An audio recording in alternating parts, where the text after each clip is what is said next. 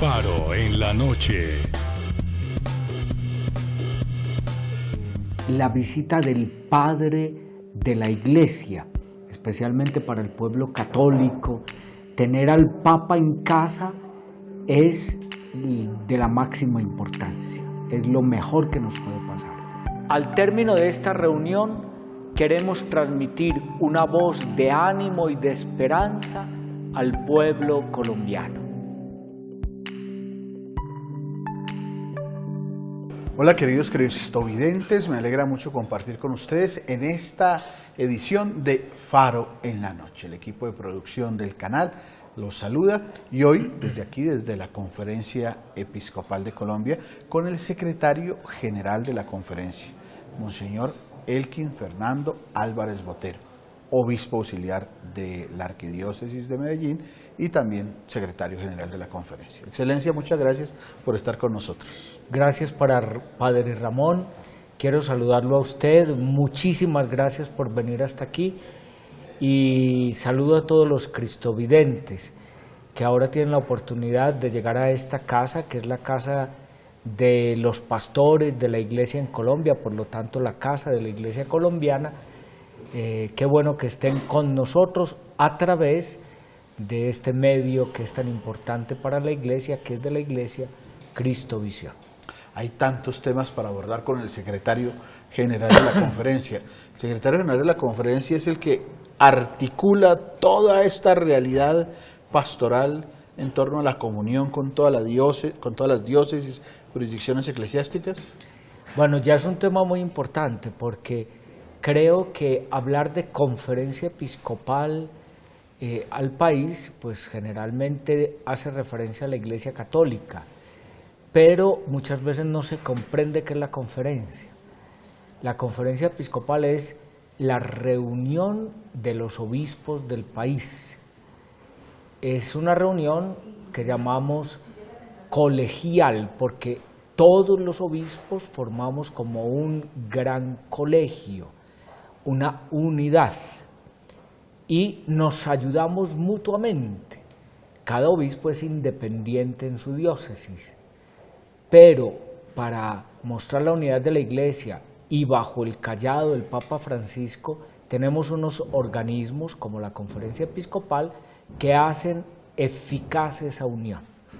Y aquí pues tenemos también lo que se llama un secretariado permanente. Los obispos están en todos lados del país, pero a través del secretario general y de unos sacerdotes que nos colaboran en diversos temas y de un grupo de laicos, mantenemos viva la unidad del episcopado y la acción conjunta a través del secretariado permanente.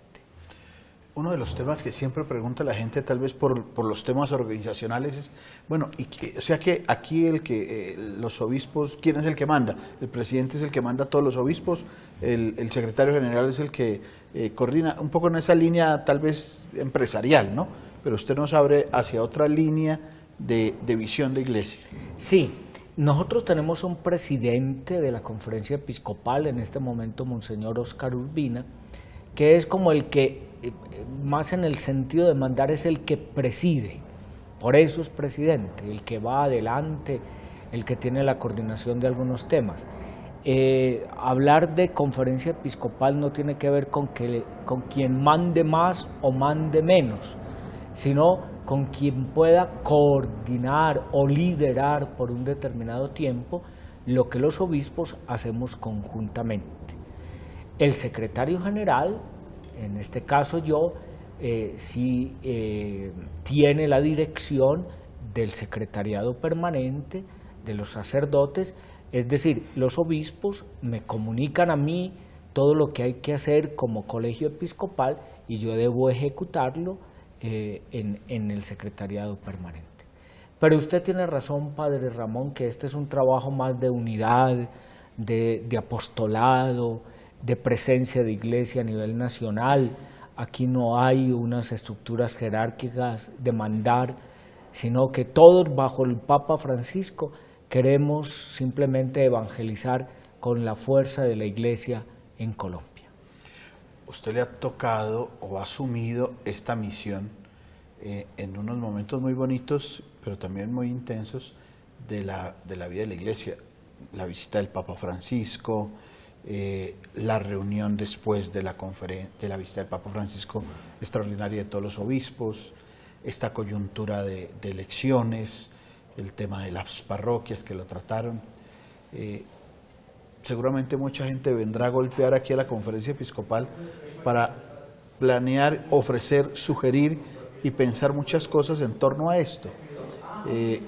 ¿Cómo se logra manejar esa intensa agenda en torno a todos estos temas? ¿Cómo se aplica? Bueno, pues diría, en primer lugar, los obispos tienen un trabajo coordinado. Nuestro organismo rector es la asamblea plenaria. Se habla de asamblea plenaria cuando los obispos se reúnen todos y examinan un tema. De ahí es donde más trabajo debe proyectar el secretario general y todos sus colaboradores. Pero es porque es la tarea propia, discernir, analizar temas importantes. El último que hicimos fue el de la parroquia. Entonces de ahí salen unas conclusiones que el secretariado debe poner en marcha. Es la asamblea plenaria, digamos, como lo que más ilumina.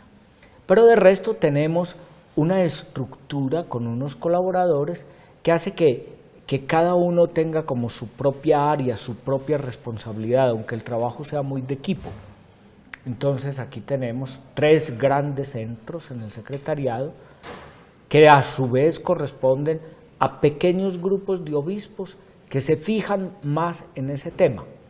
Pongo un ejemplo. Hay una comisión que se llama de animación misionera. ¿Sí? Son 5 obispos, 6 obispos que se encargan de ese tema. Y aquí tienen un departamento de misiones que va canalizando eso. Cuando resultan todo este panorama de acciones, nosotros las debemos canalizar. También debo decir que hay ciertos momentos en que, dada la coyuntura del país, pues ciertamente se presentan como unos trancones de agenda. Pero bueno, ahí está la Iglesia para responder, para iluminar, para hacer lo que se puede hacer con la gracia de Dios, tratando de que siempre brille la luz del Evangelio y tratando de que pues el quehacer pastoral sea dinámico. Estamos en la nueva evangelización y sabemos que el llamado de la Iglesia a través de los últimos papas siempre es como a ponerle ardor a esta predicación del Evangelio. Es muy importante para los cristoyentes saber por qué en otras realidades sociales de convocatoria siempre hay diferencias, polémicas, desacuerdos. Seguramente en las asambleas también los obispos tienen puntos de vista diversos. ¿Cómo se zanjan esas diferencias? ¿Cómo se manifiestan esas diferencias en relación a otros ambientes sociales donde también hay otro tipo de diferencias y diferentes puntos de vista? Bueno, en las asambleas nosotros tenemos espacios de debate común, ¿sí? Cada obispo puede expresar su opinión y después, si hay algo que decidir, lo hacemos como lo pide el derecho canónico. Hay votaciones, se necesitan unos márgenes, depende del asunto que se decida, si se trata de una decisión, ¿sí? Entonces ahí hay unos canales. Lo demás lo hacemos en espíritu de comunión, pensando qué es lo mejor, ¿sí? Pensando también cuáles son las implicaciones para la tarea evangelizadora, en qué puede ayudar esto a la fe del pueblo de Dios. Digamos como que los criterios pastorales nos hacen que aún en esas divergencias busquemos siempre lo que se llamaba antes el bien de la salvación o el bien de las almas, que busquemos siempre por este lado. Hay momentos en que esas definiciones se pueden volver un poco más intensas, pero generalmente no hay muchos desacuerdos. La presencia de diferentes obispos de diferentes regiones, de provincias eclesiásticas, marcan también como una variedad de opiniones, pero cómo se logra esa comunión en esa divergencia cultural y realidades de nuestro país, de nuestro propio país. Bueno, nosotros estamos convencidos de que en este aspecto la diversidad es riqueza. Voy a traer un caso concreto para responder a la pregunta del padre Ramón. Hace un año largo, en julio del 2016, en un contexto difícil de la vida del país, nosotros tuvimos una asamblea donde pesaba mucho ese mosaico de situaciones desde las regiones. El tema era la construcción de paz en un momento difícil de la vida del país. Y empezamos a analizar la realidad desde las cosas que pasaban en cada una de las regiones. En la Amazonía pasa esto, en Arauca esto, en Riohacha esto, en la costa atlántica o pacífica. Y comenzamos como a juntar las cosas, no sin esos debates y a veces tensiones que se presentan. Entonces llegamos, juntamos las cosas. Finalmente, porque el Espíritu Santo trabaja cuando uno se dispone a escucharlo, pues nos quedó una conclusión y un mensaje para el pueblo colombiano hablando sobre las raíces de la violencia y lo que hay que hacer para sacar el país de esta racha o de estos periodos largos de violencia. Un mensaje que yo creo que tiene mucho para que sigamos trabajando. Con esto quiero decir que a veces desde las diversidades el Espíritu Santo nos trabaja para que haciendo un buen discernimiento desde la escucha de la palabra de Dios podamos ver la riqueza y entregarlo como un mensaje coherente para el pueblo colombiano. Estamos con Monseñor Elkin Álvarez, secretario general de la Conferencia Episcopal. Ya volvemos. Además, el Papa nos recordó una verdad que siempre hemos reflexionado, pero que escuchada de sus labios y en su estilo, él dijo que vocaciones sí hay, que el que diga que las vocaciones están acabando está equivocado y que es cuento chino. No me vengan con cuentos chinos.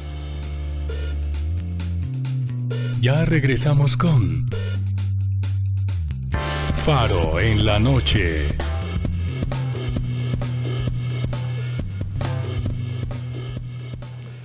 Monseñor, usted además es obispo auxiliar de Medellín, entonces reparte su tiempo en este servicio tan importante y también en ese servicio en la iglesia de Medellín. ¿Cómo hace? Bueno, yo trato de seguir algunos temas pastorales. En primer lugar, de no perder el contacto con la realidad pastoral de Medellín. La verdad es que yo siento como una necesidad, más que como una obligación, pues poder estar también en esa porción del pueblo de Dios a la que el Señor me envió como obispo auxiliar. Lo siento así y he contado siempre con el apoyo y la comprensión de Monseñor Ricardo, que es el arzobispo. Participo todavía de algunas reuniones y de algunos temas de discernimiento pastoral y acompaño algunas realidades de la arquidiócesis. Pues trato de hacerlo con generosidad, organizando mi tiempo. Desde el punto de vista logístico trato de estar al menos 4 días cada 15, ¿cierto? Un fin de semana que me ayude a estar en las parroquias y hacer algunas reuniones para poder acompañar. Pero sé que es una ayuda que no podría hacer si no contara con ese apoyo que tengo allá también de sacerdotes, de laicos y con el apoyo del señor arzobispo, que ha sido muy benévolo en este sentido. Espero que esto que puedo hacer muy limitadamente, pues que produzca fruto con la gracia de Dios. Otro de los temas que usted siempre le ha trabajado es el tema de los sacerdotes. Antes de ser obispo trabajó también aquí en la conferencia como sacerdote en el tema de las vocaciones, de la formación sacerdotal. El Papa, en algunos de los temas que se refirió aquí en en Colombia y cuando estuve en su viaje a Chile y en Perú, habló continuamente de ese tema, ¿no? La formación, la preocupación por el futuro de los sacerdotes, el futuro de las vocaciones, la reflexión a los obispos sobre ese acompañamiento. ¿Por qué no nos ayuda un poco en eso?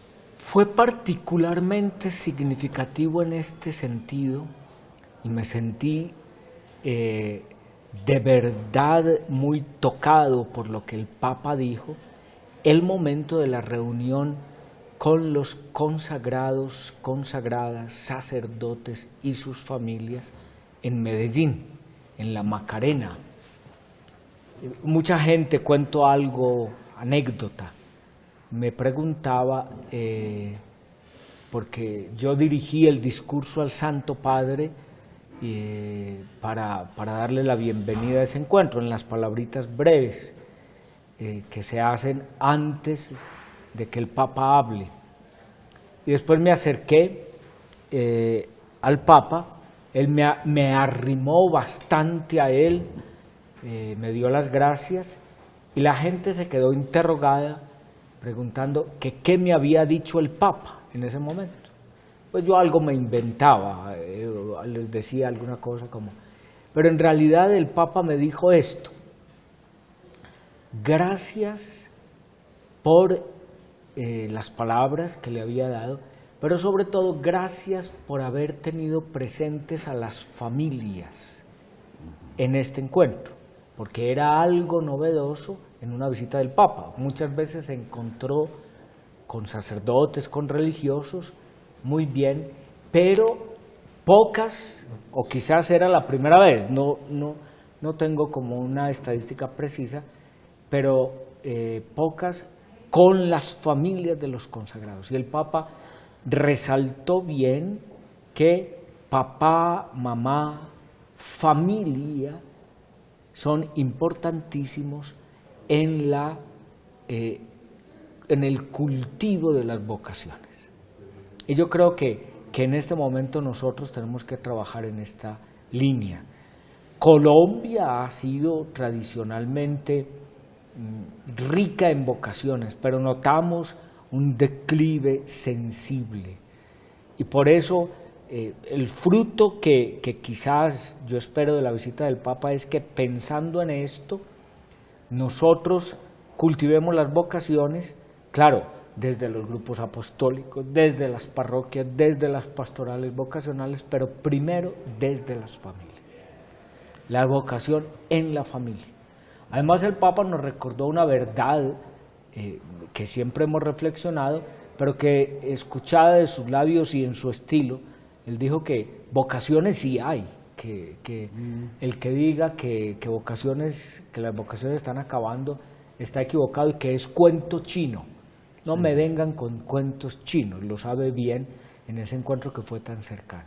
Entonces tenemos que seguir contando con que Dios sigue sembrando la vocación y nosotros poder hacerla crecer en el corazón de jóvenes, muchachos, muchachas y todo aquel que Dios llame y que haga un discernimiento de su vocación.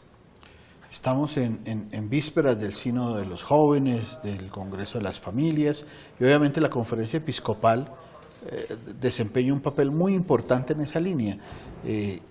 ¿Por qué no hablamos un poco de eso? Porque ustedes también motivan mucho ese tema que para toda la Iglesia en este año es importante, porque el Papa lo ha querido así, convocar a los jóvenes, reflexionar sobre el tema de los jóvenes. Bueno, y hago una aclaración, Ramón, que me parece importante destacar.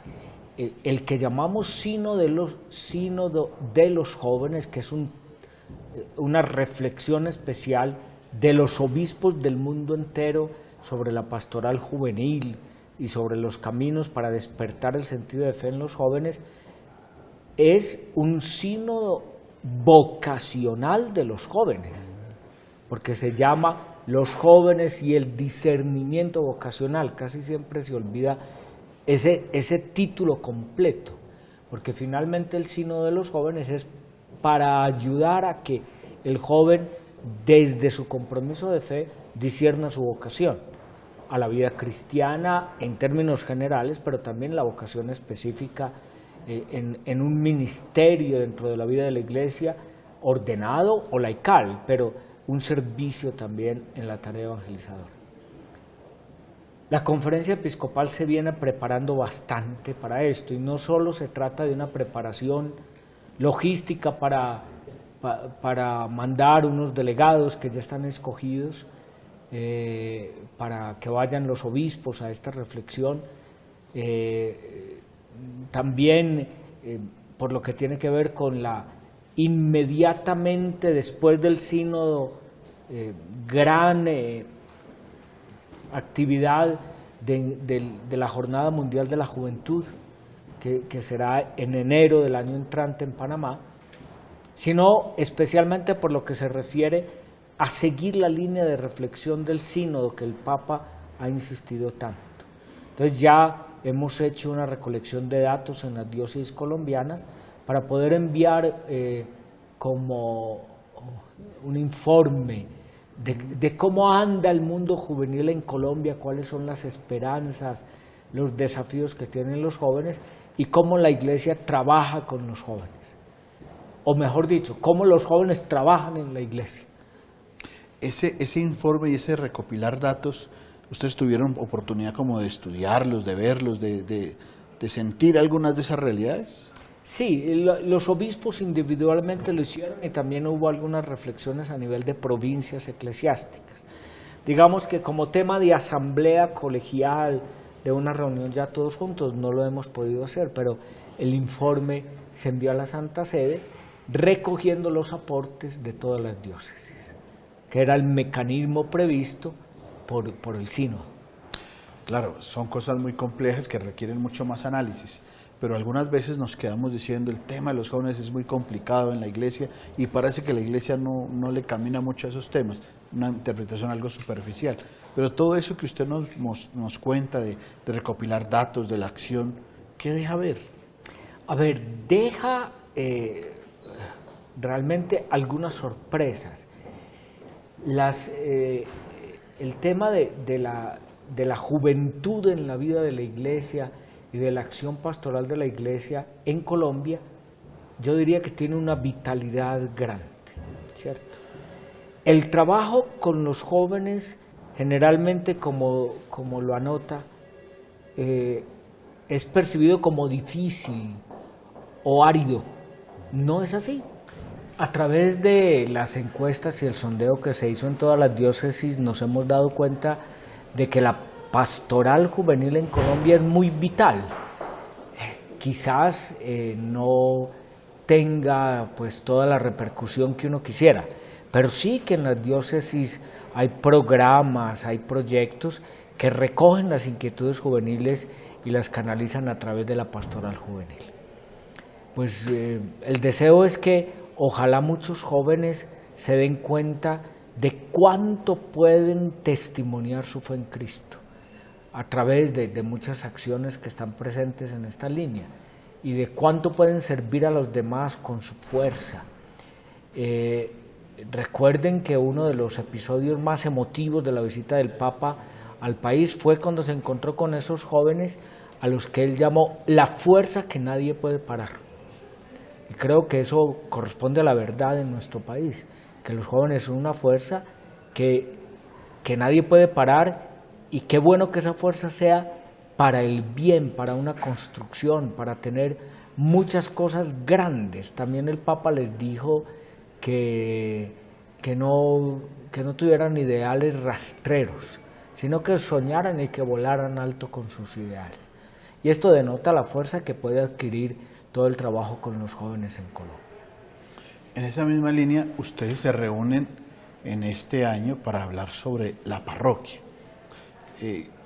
Seguramente va a salir alguna reflexión ya conjunta de todo el tema de la parroquia.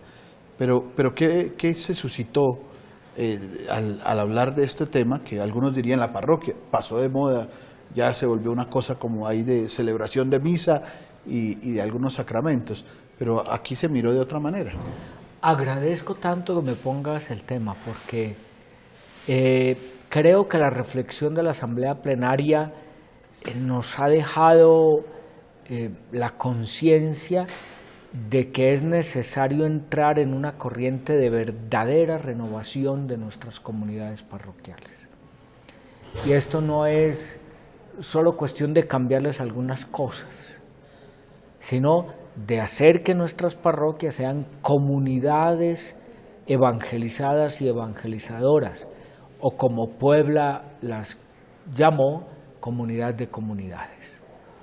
¿Qué hicimos durante toda esa asamblea? Nos vimos, en primer lugar nos pusimos delante de la realidad de las 6.000 parroquias que hay en Colombia aproximadamente. ¿Son 6.000 parroquias? 6.000 parroquias. Son muchas ya.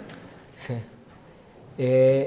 Entonces, esto pues nos puso delante a una realidad, hay muchas cosas buenas y nos dimos cuenta que esa célula vital donde se percibe el dinamismo eclesial tiene pues hoy unos desafíos y grandes retos en los diversos ambientes. Hay unos desafíos comunes, pero hay otros desafíos que corresponden al contexto en el que están situadas las parroquias. Partimos de unas palabras del Papa Francisco que siempre nos tienen que motivar. La parroquia no se toca, la parroquia no ha pasado de moda. Como institución ella misma, que es casi desde los orígenes mismos de la Iglesia, pues continuará desarrollando su misión. Pero ciertamente es necesario avanzar y concebir el modo como las parroquias tienen que seguir siendo evangelizadoras. Ese modo, los obispos percibieron algunas líneas. Sí, ciertamente. A ver, es necesario que sean parroquias en salida, utilizando otro término del Papa Francisco. La parroquia no puede ser simplemente un edificio donde la gente venga a rezar, que es la concepción de mucha gente. La parroquia tiene que ser una verdadera comunidad. Otro punto muy importante es que la celebración de la fe tiene que ser más viva, y eso no significa cambiar las misas o volverlas, quién sabe cómo, se necesita como meterle espíritu, que la familia se sienta, que yo sienta gusto de ir a encontrarme con mis hermanos en la celebración del domingo, que es necesario meterle fuerza al trabajo con pequeñas comunidades, porque este es un camino de la Iglesia en la hora de la nueva evangelización, pequeñas comunidades donde se haya oración con la palabra, la lección divina, haya formación cristiana y haya fraternidad en torno. Bueno. Y un punto que enfatizamos mucho, esto es, digamos, como menciono algunos por poner muestra, pero la lista es larga y sin duda habrá puntos más importantes. Pero un punto que sí se remarcó mucho es que también tenemos que pensar en los sacerdotes. Entonces, muchos obispos, es decir, las diócesis, que son la iglesia, la eclesialidad se vive en una iglesia particular, que es la diócesis. Las parroquias tienen sentido en cuanto forman parte de una comunidad diocesana. La diócesis tiene que renovarse, sí. Pero para que esa renovación llegue a la diócesis y a las parroquias, necesitamos sacerdotes que vivan la conversión pastoral, que sean más celosos, más entregados con las ovejas, que mantengan vivo el espíritu, que realmente cultiven la comunión para que la gente se sienta unida. Entonces pensamos en la parroquia, pero también pensamos en los párrocos y en los sacerdotes que trabajan en las parroquias. Hacemos una pausa en Faro en la Noche. Ya volvemos. Las campañas que se basan solo en el descrédito de la otra persona como si fuera el único camino, o en las peleas, o en gastar sumas ingentes de dinero sin importar el sufrimiento de los pobres, no tiene ningún sentido hoy. Ya regresamos con Faro en la Noche.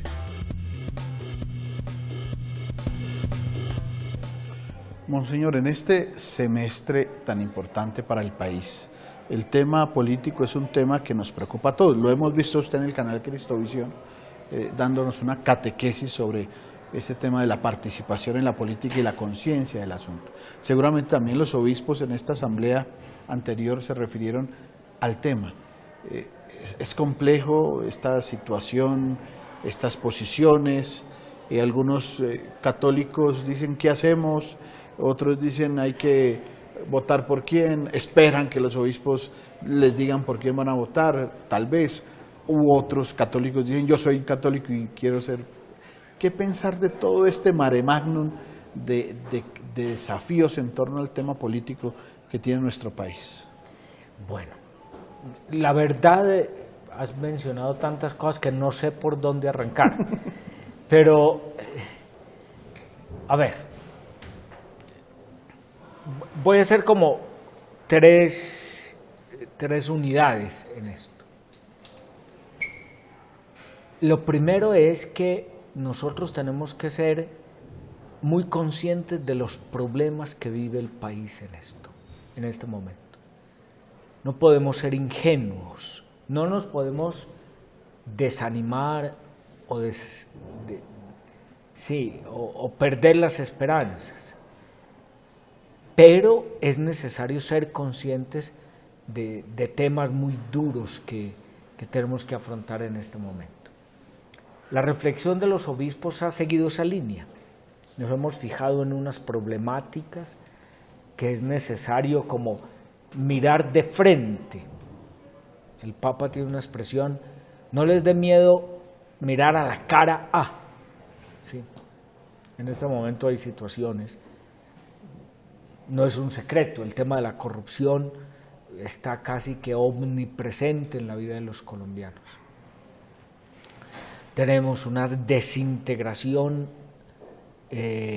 acelerada de la familia. A mí me preocupa en demasía el tema del microtráfico y del consumo de estupefacientes. Me preguntarán, ¿por qué me preocupa tanto? Porque lo he vivido en las parroquias, en Medellín, donde está. Entonces, estos son temas. Y digamos, en el escenario político, para mí el grande riesgo y el problema es que la política siga alimentando una polarización. ¿Esto qué quiere decir? Una lucha los unos contra otros, divisiones que se tornan apasionadas, muy fuertes, delicadas. Este es como el panorama, y he mencionado solo algunas cosas. Pero también percibimos grandes oportunidades, y una de ellas es la oportunidad de elegir democráticamente. Es una oportunidad, es una gracia de Dios que tengamos la oportunidad de hacer un proceso electoral que nos haga manifestarnos en bien del país. Entonces, aquí es donde los obispos situamos y orientamos. Y lo hacemos con unos principios básicos. Jamás se puede esperar de la Iglesia que diga, este es el candidato de la Iglesia. No. Y en esto el magisterio de la Iglesia es bien claro. ¿Sí? ¿Que señalamientos con nombres propios? No. Nosotros damos unos criterios, invitamos a participar. Yo le pido a Dios que en este próximo debate electoral de verdad nos toquemos el corazón, todos los ciudadanos colombianos, y hagamos el voto, busquemos el voto. Es uno de los llamados del Papa Francisco, involucrémonos en la política, elijamos y elijamos bien. Oremos antes de votar, claro, pero vamos todos a ejercer ese derecho y deber al mismo tiempo. pareciera que los medios de comunicación algunas veces y el tema de las encuestas genera muchos apasionamientos e impiden o se convierten en el único medio para que una persona pueda votar, los únicos elementos de juicio que tiene.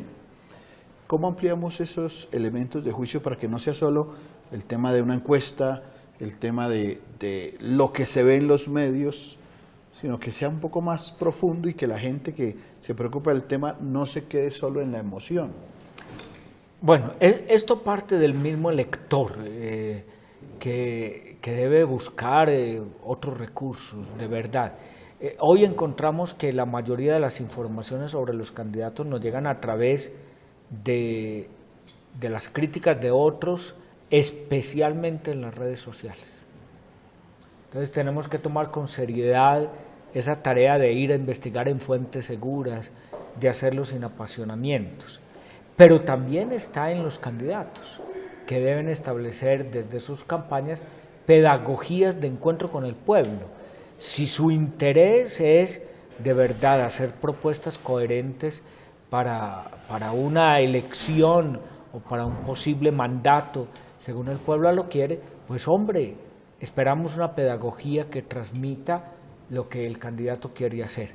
Pero lo que sí pedimos y suplicamos es que en estas elecciones no se den esas componendas que sabemos todos que se dan, y que simplemente se acuda más a la estrategia publicitaria que a presentar un programa coherente de gobierno.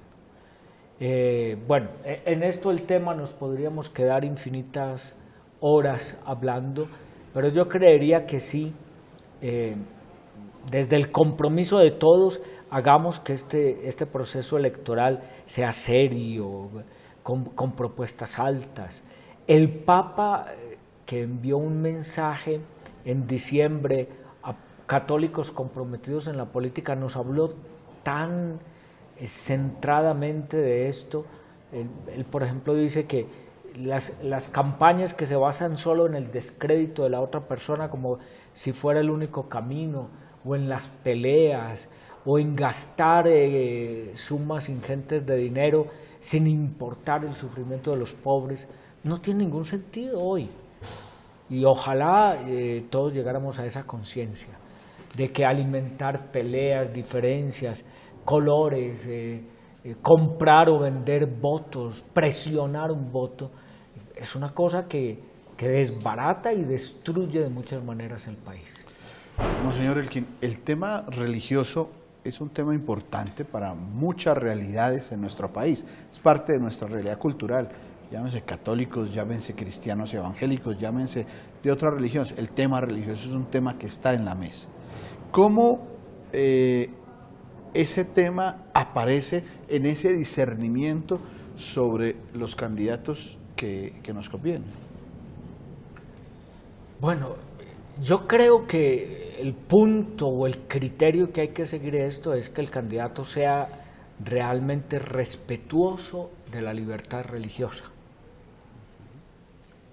Y ser respetuoso de la libertad religiosa quiere decir que de verdad tenga en cuenta desde la identidad propia, desde el papel que ha jugado en la historia de la nación, cada una de esas confesiones.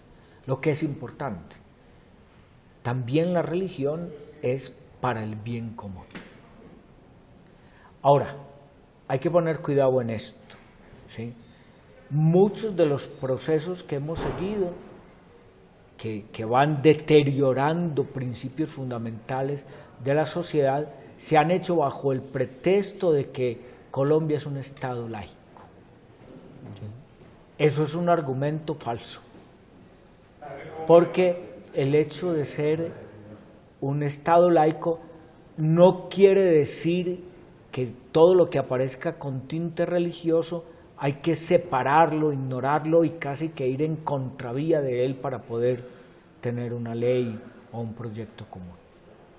Entonces, esto me parece a mí que en el tema de los candidatos debe encontrar una comprensión bien fuerte, que los candidatos sepan que es propio de los colombianos pues este sentido de fe y ¿por qué no decirlo? La mayoría católica, ¿cierto? Aquí no se trata pues tampoco de números, sino también de toda una historia que ha tenido la Iglesia Católica en la vida y en la historia del pueblo colombiano. Hay que reconocer ese hecho y hay que potenciar todo lo que significa estas expresiones.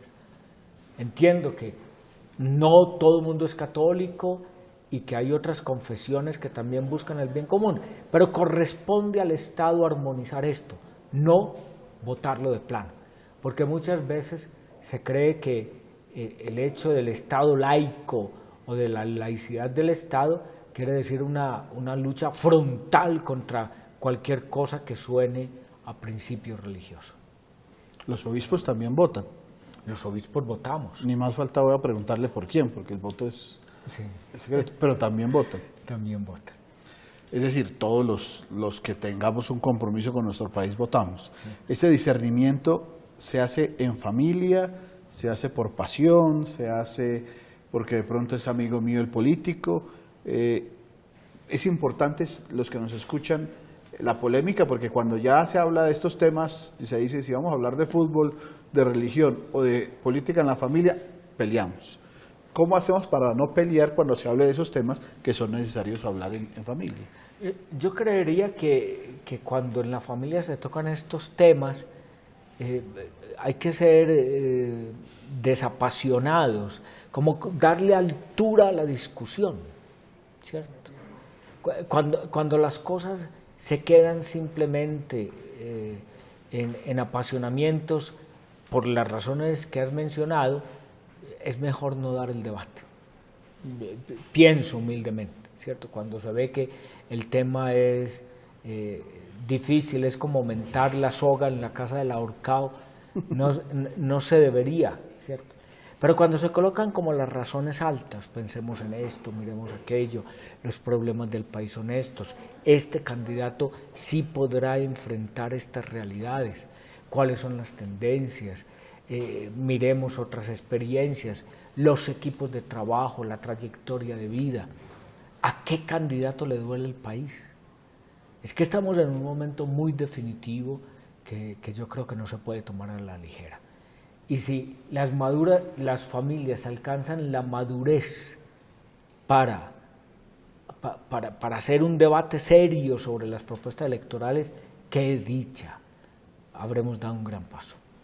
Monseñor, muchas gracias por acompañarnos en estos 10 años de celebración del canal Cristovisión.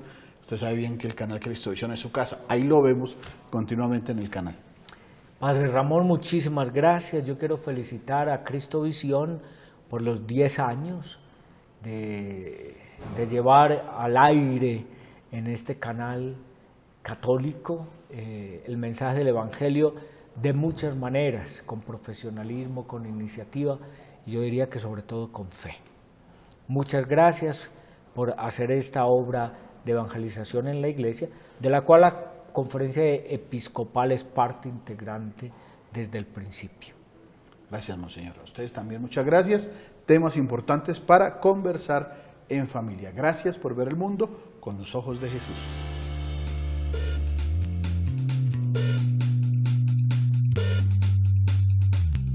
Faro en la noche.